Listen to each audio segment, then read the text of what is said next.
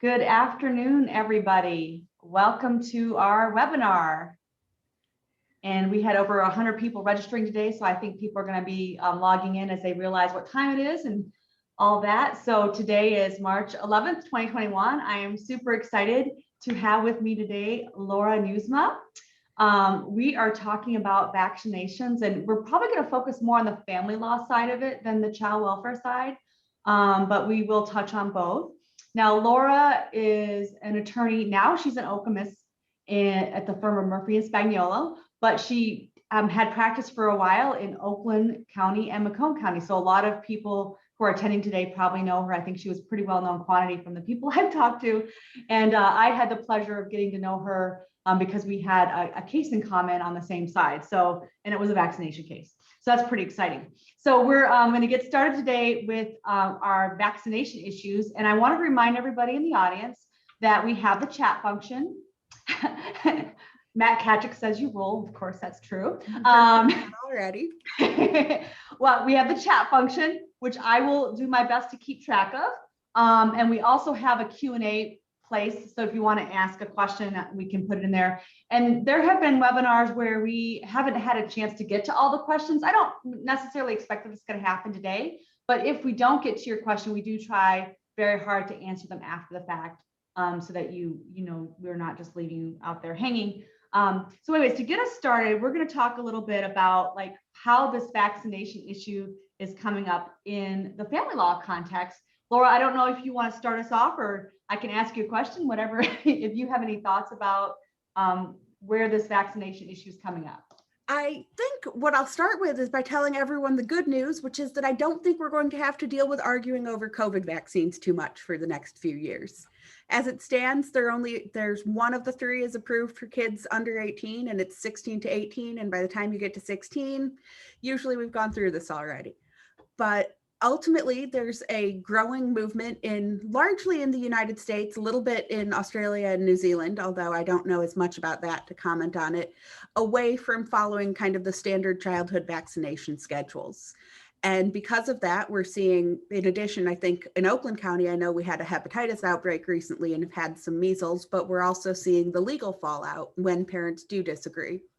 So it's ultimately, and I think Liisa will go into more of the details since she handled the lovely legal legwork on the appeal recently, that it's a legal custody decision. And when you've got these two parents that disagree, it becomes a problem, and it's not something that's easy to settle. So you end up in a hearing pretty much every time on these that right. I haven't seen them settle.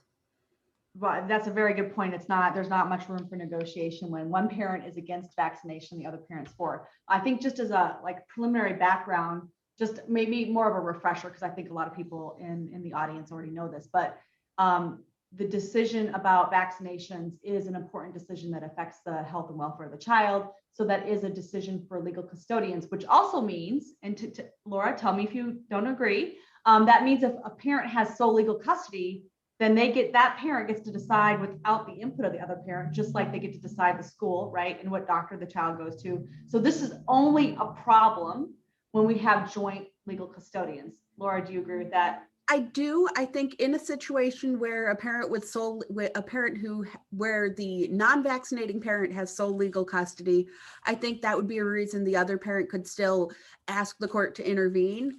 I'm not sure whether the trial court would need to go through and change it to joint legal custody, or if they could simply I don't think they could overrule the sole legal custodian. So it'd have to be styled as a motion to change motion to change custody. I had not thought about that. That's an interesting procedural posture. So if you're the non-sole legal custodian and you don't like the other parent's decision on any important thing, it doesn't have to be vaccinations, it could be school, you'd have to do a motion to change legal custody from sole to joint, perhaps.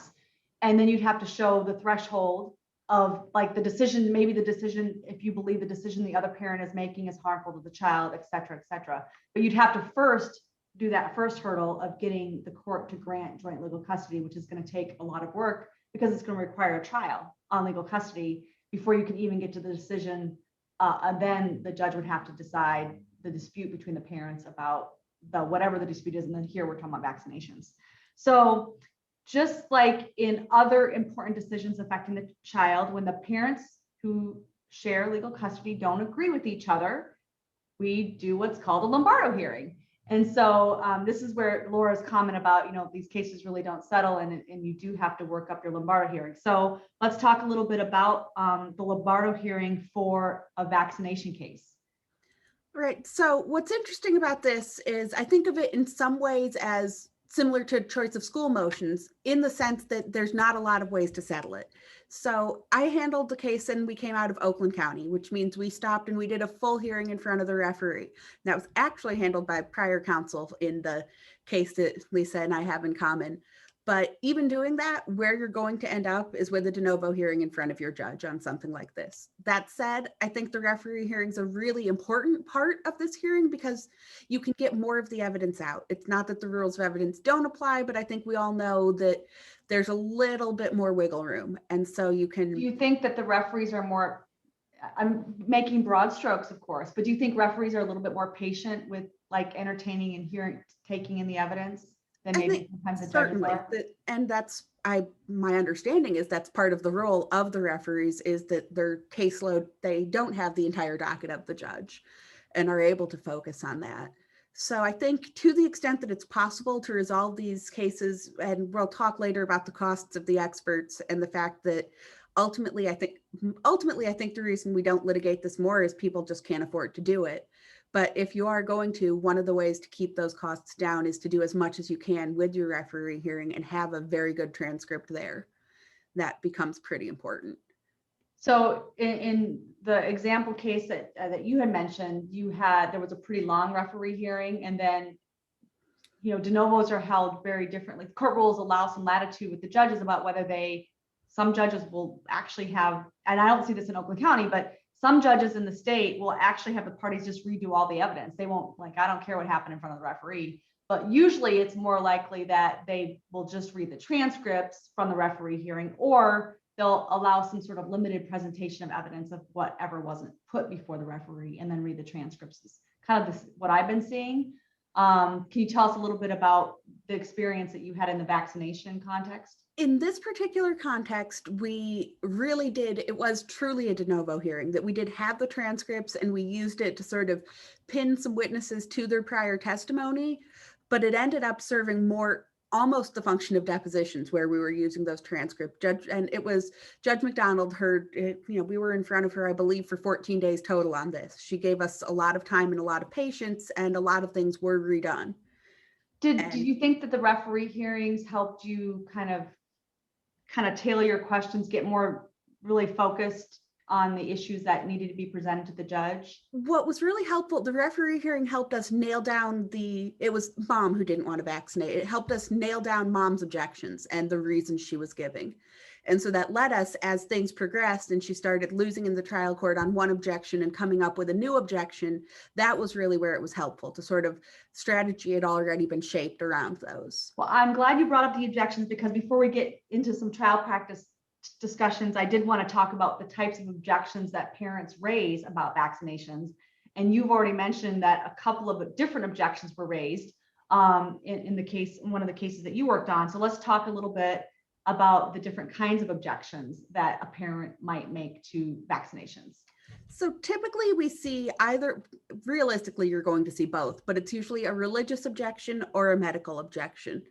The medical objections, and I'll talk about that when I talk about experts, aren't well grounded in fact. So if I had to make this argument, I think the religious objections are more interesting for the purpose of litigation.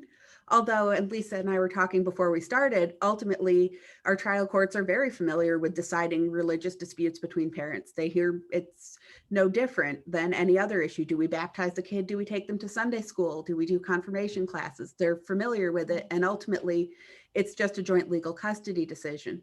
So where the religious objection becomes more interesting, and also unfortunately out of my area of knowledge, is when you're dealing with it in the child welfare cases. So I think Liisa will talk about that a bit.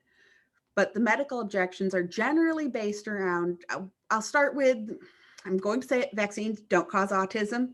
You're not going to find a study that shows it, but that is is one of the main objections that you'll hear. There are also discussions about whether vaccination increases the risk of autoimmune diseases in children. Those are some of the bigger ones that we dealt with in this case and that in reviewing the literature. Laura, do you, and if you recall, where are these, if you say there's not like medical experts who, or studies that have confirmed these concerns, where did they come from? They must have been, somebody must have had some theory somewhere along the way that people are latching onto. Do you remember like what the basis of the theory was? There was a physician named Andrew Wakefield who did a study, and it was specifically looking at the measles, mumps, and rubella vaccine. And that was where you originally he made this link between vaccines and autism. What wasn't revealed at the time was that he had developed a competing vaccine for the MMR vaccines that were on the market and was pushing that. And he has since, the study was originally published in The Lancet, which is the British journal, which is a major British journal. It's a very well-respected medical journal, right? It is. And I'll actually in a minute touch on how we evaluate medical journals, because you're going to, if you do handle one of these cases, you begin to learn a lot about how publication works in fields other than law. And it turns out the way we do it is different than everyone else. So it was published, it was ultimately retracted, he lost his license. And there have been subsequently, you'll see some fringe studies generally. And a lot of the kind of current theory is it's a correlation rather than a causation. So the age that kids start to get a lot of these vaccines are also the ages where we start to diagnose autism and other disorders on the spectrum. Got it. And then, and I know we'll talk a little bit more deeply about the medical issues when we're talking about expert witnesses, but just really briefly, if you have thoughts about what have you seen about what's the source of the religious objection? I have one example that I can give, but I'll let you go first. So a lot of times there were early on in the development of vaccines, there were 2 aborted fetal cell lines that were used. I believe they were from the 60s that were used in the development. They're no longer used in the manufacture, but there are some religious objections based on that. You have some of your other, I don't want to say fringe, but just more general objections to modern medical care. But the one that you're most likely to encounter is probably based on the aborted cell lines, or there's some arguments about, DNA from different genders that are in the vaccines. It's not supported by the ingredient list for the vaccines, but it is one of the things that you may hear. I think I've heard, and I don't think I've heard about the aborted fetal cell lines, but just some of the vaccines use human DNA. And I think that maybe it was referring to the same thing, but that was not how it was phrased in the religious objection. And that was in a child welfare case. So before we talk more about the experts, there's a question from the audience about going back to where we were talking about the referee and then the de novo hearing with the judge. And the question was, with the commentary that a lot of these cases really are having to be heard in full by the judge, should the judge just not let the case go to the referee, or do you see some value in having the referee process? I think for your case, it sounds like you did have some value in having that referee process. But there was certainly some value in it. If the judges have the ability to handle it on their docket and accommodate it, it would say, I hate to say it because everybody wants to cut in line and skip the referee hearing, but this is one of those times where I think it could be helpful, especially if both parties are represented and the attorneys can have a candid conversation with each other and possibly even with the judge in chambers where we know that this is where we're going to end up and we know our clients are on a tight budget and the court's willing to do it. I think that could be helpful. So you said you had 14 days in front of the judge. How many days did you have before the referee? The referee hearing was actually before I got involved in the case. Okay. The client and I joke because it was a family friend of his, and we joked that as a result of it, he went in-house with, I think, an asphalt company and never touched another family law case. So I don't know how long they spent in front of the referee. It wasn't as long. And we ended up using very different witnesses because I made the decision when this case landed in my lap, I think, or the original counsel had actually done the first 2 days of the evidentiary hearing. And I think I had the remainder to change up the strategy pretty significantly, which kind of brings me to most important takeaway of this is when you're litigating this, don't get into a debate as to whether or not vaccines are safe and effective. You're never going to change anyone's mind. We're lawyers, we're not doctors. What you have to look at is whether being vaccinated is in the best interest of the particular child. And that really ends up steering your strategy. That we had originally had a gentleman, thank you, Mike. Mike just commented to let us know that it was 4 days in front of the referee. So that we had a gentleman who was willing to participate, who actually invented the rubella vaccine, Dr. Stanley Plotkin, and he sat through a deposition that is the low light of my career. It was a remote deposition. I wasn't there, and this 80-year-old man was dragged through about 8 hours of it. And then I said, I'm actually not going to call him as a witness, which worked out very well. He could have told us more than any of us needed to know about vaccines. And instead we went with a pediatrician rather than someone who was an expert in the design, creation, and manufacturing of vaccines. You need someone who's an expert in the health of the child.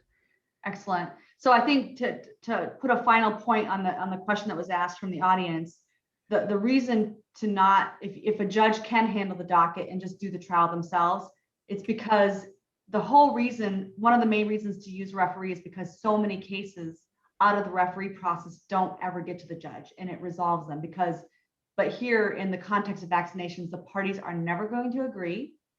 And I have a few more comments about that based on the Court of Appeals decisions as well. The parties are never going to agree. There's always going to be an objection.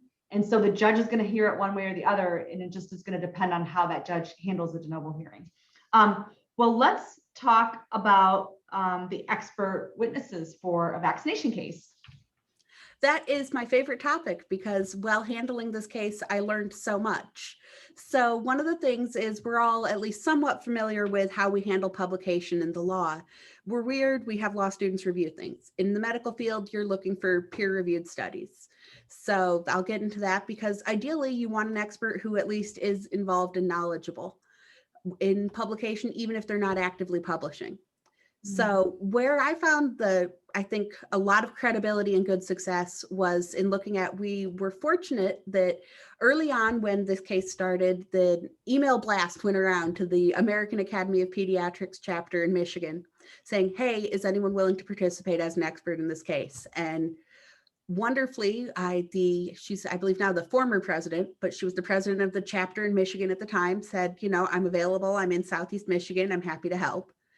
And she's a board certified pediatrician. And that was really what I was looking for, that someone who could just opine as to pediatric medicine, that rather than getting into a lot of the weeds. That it also was certainly helpful because simply from an evidentiary standpoint, we were able to get a lot of the opinions and publications of the American Academy of Pediatrics in that way. So you'll really be looking at experts in probably two fields, pediatrics and immunology. Okay.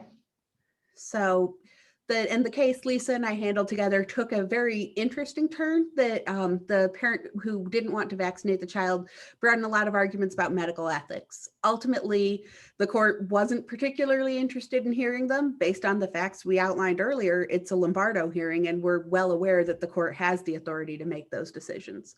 So if that comes up, certainly give either of us a call and we'll walk you through it. I don't think we need to talk about that in great detail here. I do have a question. Not necessarily from this one case, but that's fine if that's the answer. If an anti-vaxxer was going to put on an expert, what kind of expert would they put on? You mentioned that the argument was made about medical ethics. Was there a medical ethics expert? There's actually a professor out of West Virginia and I had no objections to qualifying him as an expert in nephrology, which was his practice area, and general medical ethics. He'd researched it a lot. He'd published it, especially his work was more in dialysis and end of life care, but was very well qualified and raising some questions. But again, these weren't questions that needed to be addressed by the court. So it was interesting and educational, and I certainly didn't mind the gentleman. He was actually, that brings me to a good point because I used him to tremendous effect. So my new favorite rule of evidence is MRE 707. If you've read say it again, MRE 707. 707, okay. Which it doesn't come up a lot in family law, but you have to get an expert, doesn't have to be yours, ideally theirs, I think, for credibility's sake, to talk about a publication, whether it's a journal or a textbook, and to say that it's an authority in the field. Once you have that admission, you can then use that publication for impeachment purposes of other experts. Oh, So, and not just that expert. Yeah, not just that expert, any of I'm them. pulling up the court rules. Yeah. So their medical ethics rules. I don't have my new ones yet. Their medical ethics expert he wasn't there with as much of an agenda as some of the other experts that they attempted to bring. So he, I don't recall the journals because it's been a few years, but these were major medical journals. He said, absolutely, that's something that I would trust and would look to. And so that gave me that ability.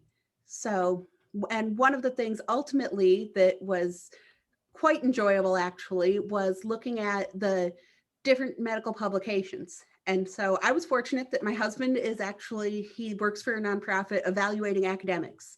So he gave me the 30-second rundown, but every journal that's published has an impact score. So for some context, the impact score for the New England Journal of Medicine is 74.699. For another journal that I found, and I actually was trying to remember one to be a good example of this, so I looked up one of the purported experts that we dealt with in this case, the Journal of Diagnostic, Microbiology, and Infectious Disease, which sounds reputable and interesting. It has an impact score of 2.499. So obviously it's quite a range on the spectrum. Really, an impact score over, I believe, 10 is sort of the threshold to look at, but you want something at the top. 2 is a problem. And what's you mentioned Lancet earlier, so let's. I don't know, but I can look it up. It's if you Google any journal and their impact score, it's an impact factor. It's enough of a thing that Google indexes it and it pops up in your search bar. So the Lancet is 60.392. And the scale is 0 to what? I don't think there's a cap. The way Okay. it's calculated is based on the number of citations in other journals and how often it's referred back to. So what that led me to was looking at some of the publications that other experts that the parent that doesn't want to vaccinate would rely on. And a lot of those are what's called open access journals, which again, sounds good initially. But what an open access journal means is it's not subject to peer review. And there's a lot of debate in the academic world about, they call it this predatory pay-to-play publishing. So if you write a big enough check, they'll publish your article. So isn't peer reviewed part of the court rule? When the court rules about the admissibility of expert testimony, isn't that embedded that you have to have reliable opinions? When reliable opinions means they have to have been peer reviewed. Yeah, so generally accepted by the scientific community, which I certainly take to mean peer reviewed, but a lot of times it's not something that pops into our head right away. So it's anytime you see an open access journal, it should raise some red flags for you. It's in 50 years that may change, that we may get to a point, because right now medical journal access is incredibly expensive and cost prohibitive. And it's kind of like our legal research software where there are weird subscriptions and structures. But as it stands, open access journals should raise some pretty big red flags. So that's one of the things to look at. And that's really interesting. Now, I have a couple more questions. So you mentioned that they had a medical ethics expert, and you mentioned that they had other experts they tried to get in. What types of experts were kept out? What fields of expertise? There was a woman the first one they tried to, the more interesting one was they offered him as an immunologist. And at one point, Judge McDonald had actually adjourned the case and said, fine, you want an immunologist, go get one. I'll let you add one to your witness list, go find somebody. They came back with someone who had never completed a residency and had his publications, such that they were in open access journals. There were other court opinions suggesting some less than straightforward things about his testimony. And ultimately he wasn't qualified as an expert. And I think most of us are adjacent enough to the medical field that we already know to be suspicious when we see someone who hasn't completed a residency and who works at urgent care, but that is something to look for. There are a few immunologists out there. As far as I know, there aren't. It's a pretty small circle of people who you'll see the same experts come up over and over around the country even, and with mixed success at qualifying in the trial courts. They also offered a woman who, I don't recall what her board certifications were or her publications, but who was ultimately qualified just based on what she was board certified in, which I think was emergency medicine, maybe family medicine, I don't remember, to provide some general testimony. But so you told us about how you found your pediatric physician by contacting you had somebody circulate a message to the members of the Michigan chapter of the American Academy of Pediatrics. And that Right. actually, I don't know that, I think they may have caught on to some of the earlier news stories. And there was another case just beforehand that to the general public looked like it was about vaccination. It was actually just enforcing a settlement agreement. Mm-hmm. So they may have caught on because of that. And then we're having that conversation. So I don't know how that email circulated. It was before my time. Right. But ultimately it did turn up a good witness. And so. And then how did you find, you also had an immunologist. So how did you find your immunologist? We did not actually use an immunologist. Oh, okay. It was something that was discussed, but ultimately, again, I think as the parent looking to vaccinate the child, I don't think you need to bring in an immunologist. I think at that point, you're slipping into debating whether or not vaccines are safe and effective. And that's really, it's something to avoid. It's a time suck and it's not a necessary argument to have. Got it. We did have another question going back a little bit to the objection section of what we were discussing earlier. And it's a really interesting question because I've read this book. Have you encountered the issue of a conscientious objectors based on the HeLa cells stolen from Henrietta Lacks? Oh, that is a good question. Isn't that interesting? It is, because I have read the book and I have tremendous issues with. Yeah, I've read the book and seen the movie, and the book was fascinating. I mean, just was like riveting. And I don't know that HeLa cells were used in the development of any of the childhood vaccines. I know they've been used in just about everything else you can think of, but that would, again, I think that falls into the category of a more legitimate objection to defend in the sense of it's well-grounded in facts, but ultimately when the court's going to consider the best interest analysis, I'm not sure which best interest factor you're going to tie that to that's going to outweigh the health and safety of the child. Right. There's so few really vaccination cases in Michigan that have made it to the Court of Appeals. So I don't think any of them had raised that particular objection about the HeLa cells. But it is a curious question whether that's been raised in other states. And obviously we didn't do an all state search for our conversation today.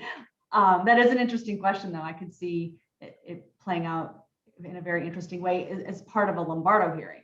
I don't know. And there is a professor out of California, a law professor out of California, who does a lot of research on this. And if she's not participating, I'm going to shoot her an email afterwards to ask her what she thinks about it, because it's certainly something that raises a lot of questions for me. And as you all can tell, this is something that's a bit of a personal interest of mine. Somebody asked whether the Lombardo hearing was held at the referee level or just before the judge. And I think the Lombardo hearing was started with the referee, right? Yes, it was. Yeah, that's what I thought. That was a referee asking, by the way. Yes, it was started before the referee. I don't recall. Because I wasn't the one handling it. I don't actually recall which referee it was. Yeah, it doesn't matter. And here's a question I don't remember. I'm assuming, I don't know. I don't want to assume anything. The referee made a recommendation. Was it the other side's objection that led to yes, the referee recommended that the child receive the normal course of vaccines. Let's talk about, and we already talked about the number of experts. How about we talk about, the expense for the case of having to, it wasn't just that you brought an expert, but it sounds like you had to figure out, you talked to a lot of people, and there was the other person that was at the referee hearing, and then you ended up using somebody else at trial, and then you had to also evaluate the multiple expert witnesses of the other side, which ultimately many of them were excluded. But I'm assuming you had help from your own expert witnesses to help get the other experts excluded that the other side was presenting. So let's talk a little bit about the time involved and the cost of. I can talk about the time. I couldn't even begin to fathom the cost if I had billed every hour that I spent on that case. That it was easily 20 hours a week like balancing the rest of my caseload. And then, evenings and weekends were really spent with this case for quite a while. And the costs were, and that actually let me transition into, in addition to talking about the monetary costs, some of the other costs that I had a few posts on my Facebook page about my dog, and I got comments from random people on the internet telling me he was hiding under an end table because he had sensory damage because I had vaccinated him. And, few calls to various employers complaining. And people knew about the case because it hit the news cycle. Is that? Yeah. And that were there people in the court? I mean, this is back in the courtroom days. Remember that, going to the courtroom? Were people in the courtroom to watch the case? There were not as many. You'd have some days where you'd have quite a few people, but as it dragged on, I think everybody got a little bored. I think I gave a little bit of free divorce advice to one of the cameramen from some local news outlet. I don't remember which one, but we were sitting around. He had some questions. So there was usually there were a few more people there, but not as much as early on. And a very helpful pro tip for the Oakland County people, they never really figured out the north entrance to the courthouse. So I didn't have to deal with them when I was walking in. A very specific thing, but it made life a lot easier. Oh my goodness. So you'd have protesters at the south entrance and nobody at the north entrance. Just specifically, but you don't have to put like a number on it, but like how expensive experts are experts, I suppose. So it's no different. But it's just like in family law cases, you don't often need a medical expert, I guess is the point. Some family law attorneys don't have to deal with it quite as much as you would like in a medical malpractice case, for example. Well, and we were fortunate that this is something pediatricians feel very strongly about. So strongly that the expert didn't charge. Oh, wow. So, which is unusual. I wouldn't count on that happening again, but generally, you'll find that, especially if they're going into pediatrics and they've been practicing for a while, they have pretty strong opinions on vaccines. So depending on if you're able to make it work with their work schedule, that they certainly, I don't think you'd find one that would nickel and dime you, that you'd get a lot of value for what you were charged. Because of this very specific narrow issue, which may not work if you had a different medical issue that you were fighting a Lombardo hearing over. Okay. Yeah. And was your expert witness able to help you with prepping to exclude the other experts, or were you kind of on your own for that? I didn't want to make any more demands of her than I needed to. So I was largely on my own, left muddling through, but there was, like I mentioned, the law professor out in California. And certainly if you ever find yourself handling a case, either she'll reach out to you or you can always reach out to her. Name is Dorrit Reese, and she runs a website called, or at least writes for the Skeptical Raptor. But she was instrumental actually in a lot of the background research to send one of their experts home without being qualified as an expert. There were some published cases in the vaccine court where he wasn't qualified there. And so highlighting those. And so it's something people feel passionately enough about. You can find help. You've got to get a little creative, but certainly that it was a lot of time and just a lot of reading. Oh, Matt. I see Matt's comment. That's a good one. Do you believe let's try that again. Do you believe mass vaccinations, no, something just popped up in front of it. Mass vaccinations due to COVID push the needle further toward the pro-vax side? I wish. I think it's actually having the opposite effect, that people are very much, I hear a lot of otherwise fairly intelligent people who are raising some concerns that this vaccine was developed too quickly and they don't trust it. What I think that says to me is that people don't understand how much red tape was cut out in the process. So I think the uncertainty and confusion about the development of the COVID vaccines may actually be a little problematic in that it will get people thinking that this was something that is rushed and that the government is really pushing. That what's interesting on that note is that we've had the technology that they're using in the COVID vaccines for a long time, and it just wasn't cost effective to develop it until you had something where you could concentrate resources into it. So, I mean, my theory has been that there would be objections just because of the timeline and just not having enough studies to know more about it. Just more, not necessarily that this vaccine or whichever vaccine is dangerous, but that it just there haven't been enough studies on it, like we've had with other types of vaccines. Which brings me to another question, because there's so many different vaccines out there, and a lot of them are prescribed at various ages. And I, the case you worked on had one set of vaccines. Have you heard of other, like, let's just use the HPV vaccine, for example? Have you heard of cases about a fight over the HPV vaccine? And is that a different kind of discussion? I haven't yet. It shouldn't be a different kind of discussion, but it is. So the HPV vaccine, or Gardasil, is one that came out probably in the early 2000s. No, it might have been even before that. I'm trying to remember. So it was originally recommended for preteen teenage girls, and they've since expanded the eligibility quite a bit. It's in the regular vaccine schedule for both genders. And when you say they expanded it, they mean younger or older? Older, actually, and both genders. So if anyone hasn't caught on to it, what Gardasil does is it's a vaccine that helps prevent certain strains of HPV that cause cervical cancer. So the good news is that it is now recommended they can administer it up to age 26 and still get a lot of the same benefits. So honestly, depending on where you are, it might not be something that's worth that much fighting, that if your child wants to get it once they turn 18, that's certainly an option. What I will say is there's a lot of memes going around on Facebook and the internet, this perfectly healthy, and they'll show you a picture of it. It's usually a young woman who was a track star or this or that, who's now paralyzed. The CDC doesn't actually have any records of a serious adverse event as a result of the Gardasil vaccine. So I'm not sure where that's coming from. I certainly have some theories that because HPV is a sexually transmitted disease, there's this belief that somehow it promotes promiscuity, and well, my teenager's never going to have sex until they're married, and then it will only be with one person, so they don't need this vaccine. Right. So there's some of that.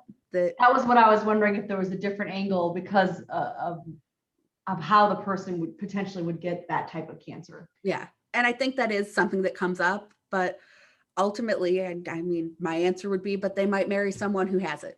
Yeah. And so even if everything goes according to plans, there are a couple of other vaccine that's sort of a bit of a special consideration is the meningitis vaccine, that some states require it to live in a college dorm. I know Maryland does, Michigan doesn't. Huh. So, and I imagine you would still have all of the same waiver options, but that might be something that, your 17-year-old who's going off to college may need that for school, and it may be an issue. So right, it could catch you at the very end of joint legal custody. Yeah, right. So let's go back just for a second about religious objections, and really, I think it was interesting in the case that we worked on together. The Court of Appeals, affirmed the trial court's decision and talked about the medical exception. That was really the focus, I think, of the opinion. But I think there was a note, I can't remember if it was the Court of Appeals or the trial court or both, basically saying religious objections don't really apply here because this is a Lombardo case. This is a dispute between two parents, and we have to decide, and you said this already today, what's in the best interest of the child. That's what the court has to decide, not the religious objection. And I did want to bring up what kind of exemptions there were. There's two different exemptions in the public health code, and I'll put a statute in the chat in a minute. It's MCL 333.9215, and the religious exemption says a child is exempt from this part if a parent, guardian, or person in local parentage of the child presents a written statement to the administrator of the child's school or operator of the group program to the effect that the requirements of this part cannot be met because of religious convictions or other objections to immunization. So this really doesn't tell us very much. I suppose if a parent does have a religious objection, I mean, that, legal custody has to do with religious disagreements as well. So, I mean, I don't know that I entirely agree that religious objections don't apply, but they apply in a different way. It applies in a way that the two parents are disagreeing about religion. And so one parent might have one religious belief and the other parent has another religious belief. and one religious belief says don't vaccinate and the other one doesn't have any problem with vaccination, that's a different type of, that doesn't, at that point, doesn't matter in the Lombardo context about whether the person's belief or, there's a term of art, and it's slipping my mind right now, but Sincerely held. Say it again. Sincerely held religious Sincerely held religious belief. Thank you. Yes. So it doesn't really matter, because when it's a fight between parents, whether one's belief is sincerely held or not is not the determining factor. It's the best interest of the child. Yeah. And I want to mention it's also by a preponderance of the evidence, right? Lombardo is by a preponderance of the evidence, unless that decision ultimately changes the established custodial environment. I'm hard pressed to see how a vaccination decision without anything else, without a parenting time change or custody change, would be changing the child established custodial environment. So I think in most situations that I can envision, a vaccination issue is just based on the preponderance of the evidence, and that's the end of the story. So the judge gets to decide, is it in the best interest by preponderance?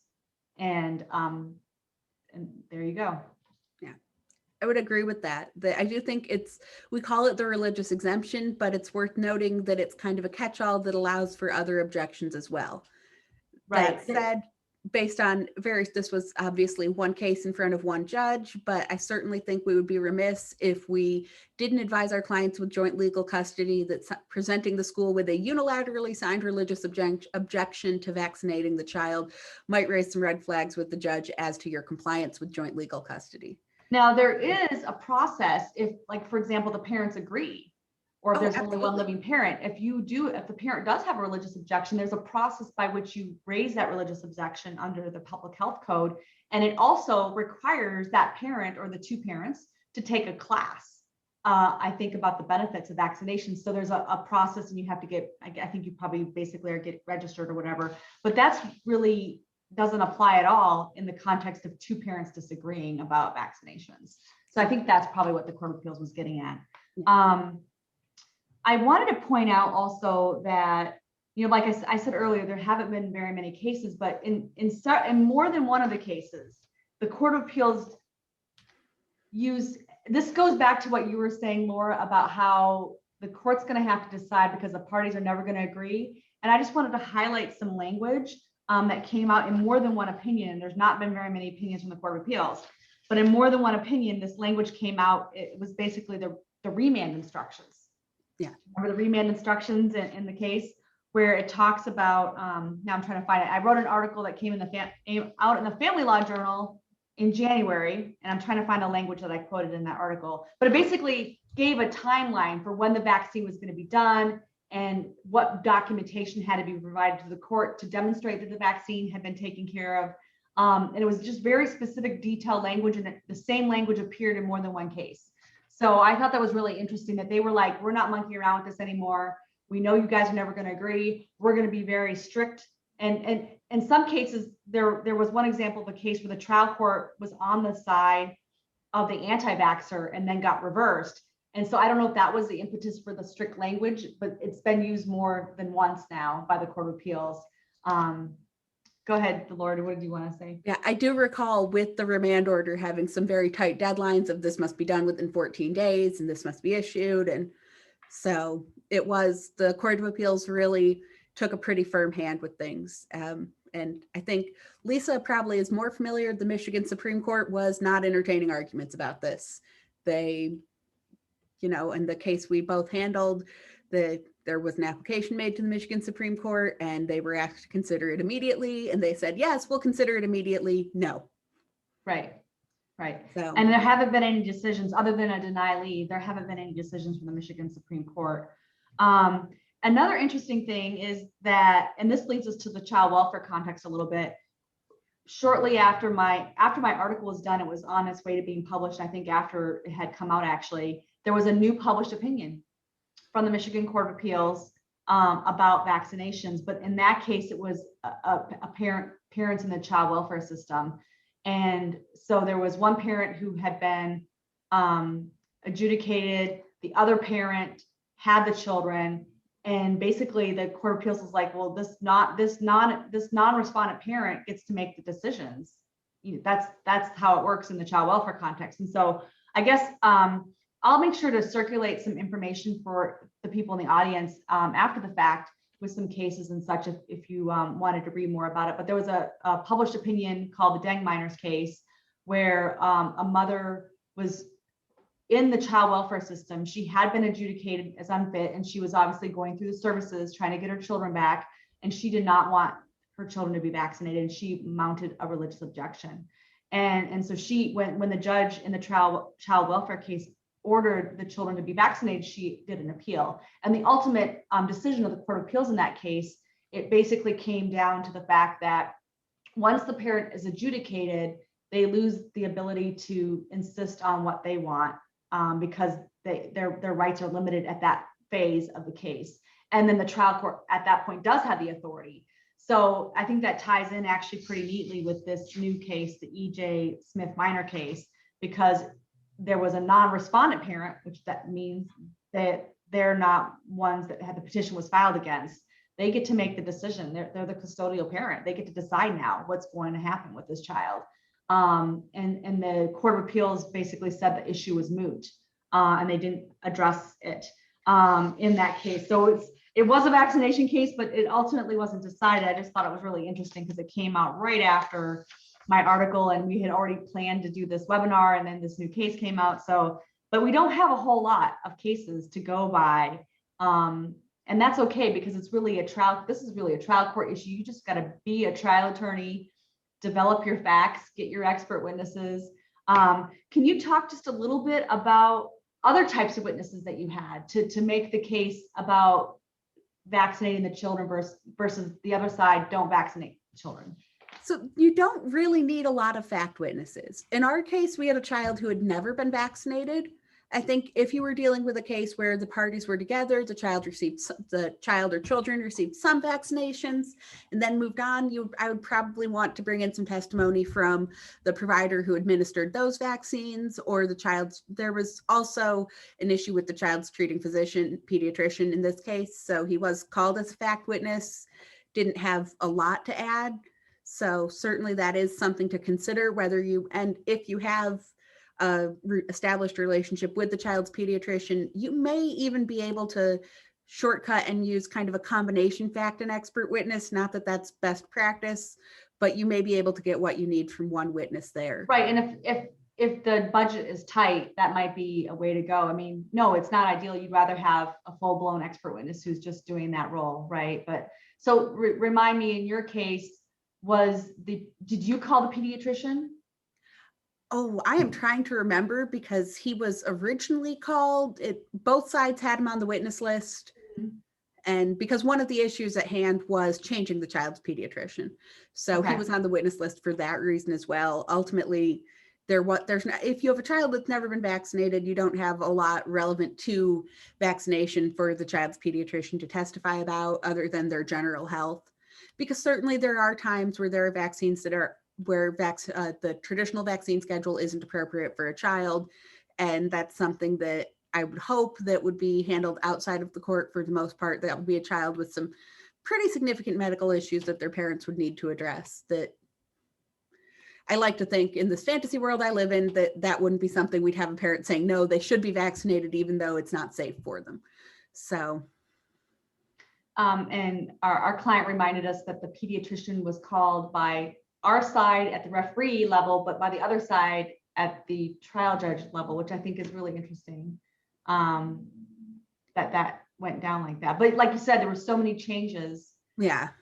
So many changes between the referee hearing about who the witnesses were and how the whole presentation of the case. And I think part of that was because there was a new attorney involved, right? I think certainly there were some strategic shifts, and that witnesses got shuffled around a fair bit. Wow. But there's certainly one of the things that we did have in that case on the trial level. And if you are making the argument as to any hereditary diseases or predispositions, that some family members to testify about their medical history, ultimately it's not particularly relevant, but it could be. I would rather see that come in a different way, through an expert that's evaluated the family medical records instead, if someone is opining as to that. But it's something that you may see. I didn't think it was necessary.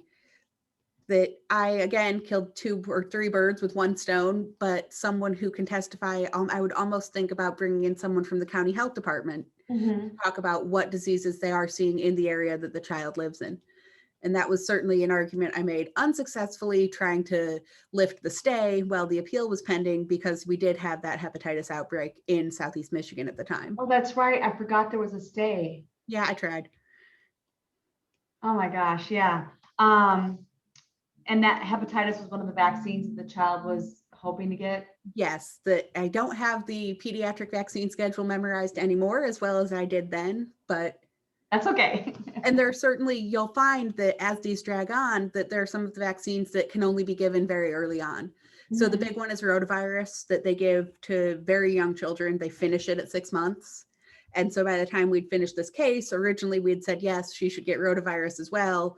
And the order from the trial court included rotavirus. And ultimately there was some dispute as to that, because there was no point in giving that to her based on her pediatrician's recommendation.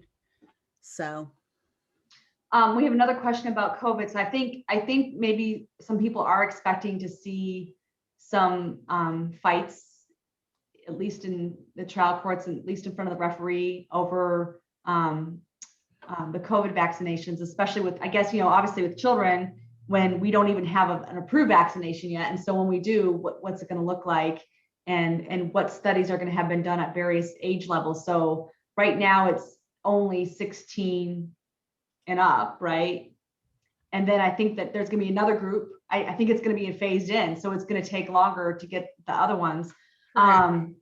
So my understanding is, and I don't remember, and I deleted this section in my notes, if it's Pfizer or Moderna, one of the two is approved for 16 and up. I know Johnson & Johnson is starting testing on infants soon, starting infant trials soon. So we've got some time, but we will see. And right now, at least from what I've seen, it's not available for that 16 to 18-year-old range yet, other than in some. Well, yeah, it's not available for under 50 yet either. So. Yeah. So it is probably coming, because I think what we'll see are parents who have been okay with other vaccines that will have some objection to the COVID vaccine. Right. I mean, I think we've covered the topics I really wanted to address today. So is there any concluding thoughts about the experience of litigating a vaccination case, or any words of encouragement you can give to attorneys who are facing that situation? Lock your doors? No, I think one of the things that I would say, and I just was kind of skimming over my notes I'd prepared, is every once in a while, and it's not often, you will have cases where you can work it out with more education. So statistically, I know that's why they added with the medical exemptions, the religious exemptions, that's why they've added this class, because there are some parents that are just unsure and not well informed. So it's not entirely worth tossing the baby out with the bathwater. That there are times when you, especially with, I can't even pick a certain area. I would say younger parents, but I don't even know that that's true, where more education can help. So I'm curious. So this brings up an issue. If the judge is trying to see if there could be a resolution, I wonder, could a judge order the parent, the classes for people who sign the religious exemption, and we really don't think that applies in the context of two parents fighting with each other. But I wonder if a judge could order a person to go to that class regardless, and then okay, now if you don't agree after that, come back and we'll have your hearing. I don't see how it's any different than sending them to co-parenting classes or anger management or anything else that we do fairly commonly.